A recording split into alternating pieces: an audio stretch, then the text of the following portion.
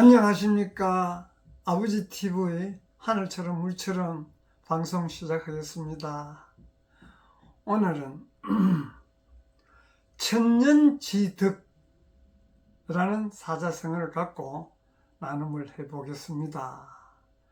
천년지득 하면은 자연스럽게 생기는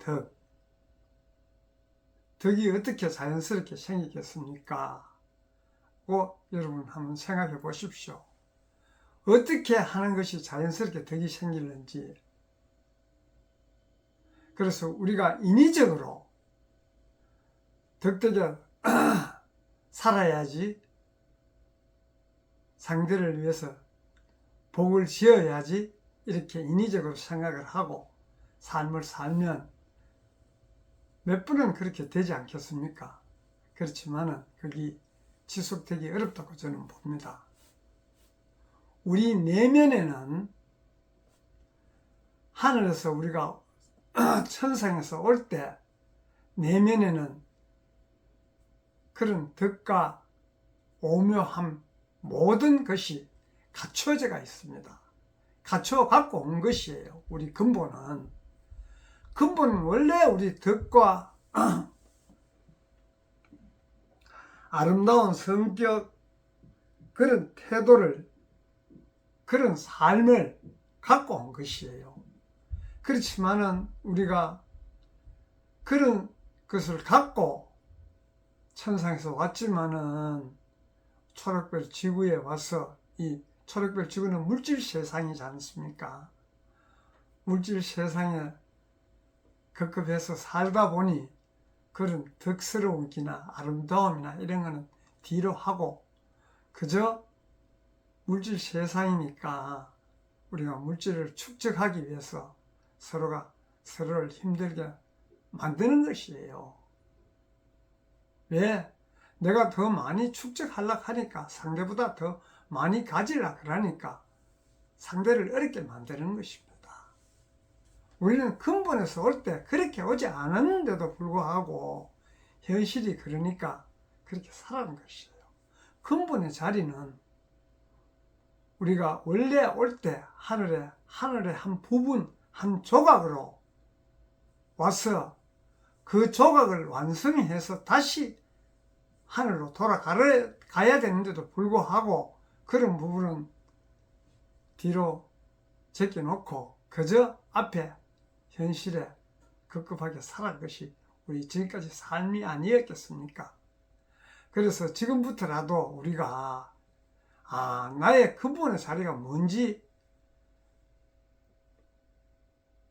생각해 보면, 나의 근본의 자리는 특별하게 마련됐다라기보다 원래 하늘에서 올 때 한 부분으로 하겠다는 하늘 아버지와 똑같은 것이에요. 하늘 아버지가 우리가 흔히 이야기하지만 욕심내고 질투나 남 탓한 이런 거 하겠습니까? 인간이 하늘 아버지의 한 부분으로 왔는데도 불구하고 왜 우리는 남 탓하고 원망하고 불신임하는 그런 세상을 사는 것은 바로 나의 이기심, 물질, 육신과 육혼 위주의 삶을 살기 때문에 그런 일은 그렇게 살면 자연스럽게 벌어지는 것이에요. 그래서 우리가 근본의 자리, 즉 본영, 본존재, 하늘 아버지의 그런 존재가 깨어나면 그런 삶을 살라 그래도 살지 않습니다. 근본이 그렇지 않는데 어떻게 우리 근본에 벗어난 삶을 살겠습니까? 근본을 모르기 때문에 지금까지는 근본을 벗어난 삶, 즉 물질 세상에서 물질 위주의 삶, 육혼 위주의 삶, 어쩔 수 없이 그렇게 살았지 않습니까? 그래서 지금은 우리 근본의 자리를 알고 하늘 아버지를 알고 하늘 아버지 뜻을 안다면 그렇게 자연스럽게 사라지지 않습니다.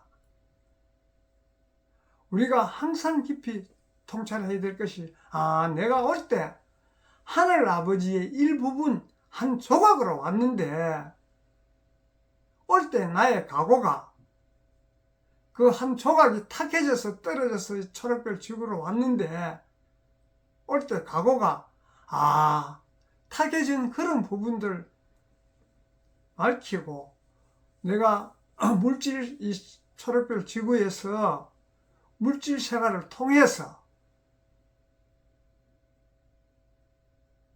그런 탁해진 부분은 밝히고 부족한 부분은 성장시켜서 채워서 다시 하늘 아버지 곁으로 가야 되는데도 불구하고 그것을 도외시하고 지금까지 우리가 현실을 살아왔지 않습니까? 그러니까 현실이 보여주고 있지 않습니까? 모두 힘들고 어렵고 서로 경쟁하고 서로 원망하고 집단 이기주의, 이런 부분들이 우리가 근본의 삶을 살지 않았기 때문에 자연스럽게 발생한 것이에요. 그러면 자연스럽게 발생한 그 부분을 바꾸려 그러면 근본의 자리, 본전적으로 깨어난 영적인 삶을 살 때 자연스럽게 바로 잡혀지는 것이에요. 그래서 우리가 그런 부분을 통찰하고 지금까지는 바깥 세상을 향해서 물질 위주의 삶, 즉 육혼 위주의 삶을 살았다면 그것을 좀 뒤로 미루고 본능이 앞서는 삶, 긍정적인 에너지를 생산하는 삶, 부정적인 에너지를 축적했다. 부정적인 에너지는 축적해서 우리가 가져가지 못하지 않습니까? 물질을 아무리 축적해도 우리가 떠날 때 가져갈 수 있습니까? 그렇지만은 우리가 긍정적인 우리 본능, 본존재가 깨어난 영적인 삶을 살면 그것은 하늘과 하나가 되는, 일통이 되는 그런 삶이에요.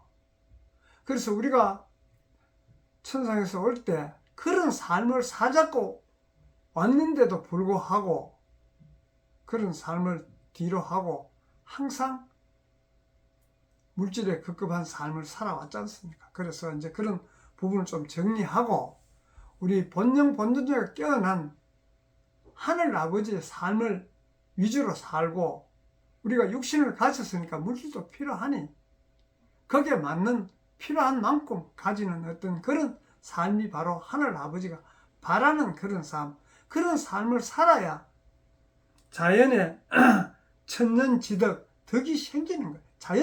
자연스럽게 덕이 생기는 것이지 운이 인위적으로 덕을 쌓으려고 하는 부분들은 사라지지 않습니다. 왜냐? 사적이기 때문에. 사적이기 때문에 오래가지 못하는 것이에요. 덕이라는 게 사적인 게 아니지 않습니까? 모두가 공유하고 모두가 이롭고 모두가 함께하는 그런 덕이라야 그게 진정한 덕이지. 그래서 그런 덕을 쌓기 위해서는 우리가 본능, 본존재가 깨어난 근본의 삶, 즉 영적인 삶을 살 때 그런 세상이 이루어지는 것이지, 자연의 지덕이, 덕이 생기는 것이지, 그런 삶을 살지 않는 이상 그런 덕이 생기지 않기 때문에 제가 이런 이야기를 항상 드립니다. 왜냐? 우리의 근본의 삶은 근본에서 가져온 삶을 살 때 자연스럽게 우리의 삶을 원하는 대로 사는 삶이 되지, 근본이 아닌 삶을 사는 것은 우리가 원하는 것이 근본에서 보면 아니에요. 그래서 우리는 이제 항상 근본의 삶을 살자는 의미에서 이런 이야기를 하고 있습니다. 그래서 앞으로 삶은 우리가 천년지덕이라는 그런 생각을 가지시고 지금까지는 바깥을 향해서 살았다면 그런 향하는 부분들을 나의 내면으로 가져와서 근본의 자리에서 통찰하면 우리 삶 자체도 복잡하지 않습니다.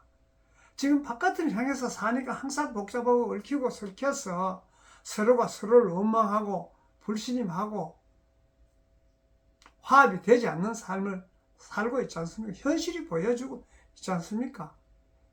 현실에 전부 화합되지 않고 네 편 내 편 집단 이기주의로 흘러가는 이런 사회를 볼 때 자연에서 그렇게 살면 이런 현상이 일어나게끔 자연스러운 거예요. 일어나는 것이. 그래서 그런 삶을 정리하고 서로가 화합하고 신뢰하는 어떤 즐겁고 행복한 삶을 살기 위해서는 근본의 자리에서 깨어나서 항상 우리가 본능이 앞서는 삶, 육신과 육혼은 본능을 받쳐주는 삶. 그렇다고 육신과 육혼을 무시할 수는 없는 것이에요. 우리가 인간이 본능과 본존재와 육신과 육혼으로 이루어져 있지 않습니까? 그 이루어진 것에서 하나라도 빠지면 완전하게 될 수 없는 것이에요. 서로가 조화로운 삶을 살 때 인간의 삶이 되는데도 우리가 항상 본존재가 앞서는 삶을 살면 자연스럽게 조화로운 삶이 됩니다. 그래서 사회도 조화롭고 나라도 조화롭고 가정도 조화롭고 우리 모두가 조화로운 삶에서 파생되는 모든 사랑이라든가 이런 거는 서로가 조화롭게 지낼 때 사랑이라는 게 있을 수가 있고 덕이 생기는 것이지, 조화롭지 못한 삶에서는 우리가 지금까지 조화롭지 못한 삶을 살았기 때문에 서로 지금 이런 현실을 직면하고 있지 않습니까? 그래서 앞으로는 조화로운 삶이라는 것은 나는 나의 본분을 하고 상대는 상대의 본분을 할 때 자연스럽게 조화로워지는 것이에요. 자연에서 조화로운 것이 각자의 역할이 다르고 각자 위치에서 각자의 일을 하기 때문에 자연은 조화롭지 않습니까? 인간이 조화롭지 못한 것은 자기 자리에서 자기 일을 하지 않고 남의 일을 간섭하고 내가 상대를 지배하려고 하고 앞서려고 하니 조화롭지 못한 것이에요. 그래서 자연을 보고 조화로움을 배우는 것이 우리가 조화롭게 살아가는 삶이고, 하늘에서 올 때 우리가 조화롭게 살면서 나의 본분을 다 하고 하늘로 가기 위해서 온 것이에요. 그래서 그런 의미에서 오늘은 천년지덕이라는 사자성어를 갖고 한번 나누었습니다. 감사합니다.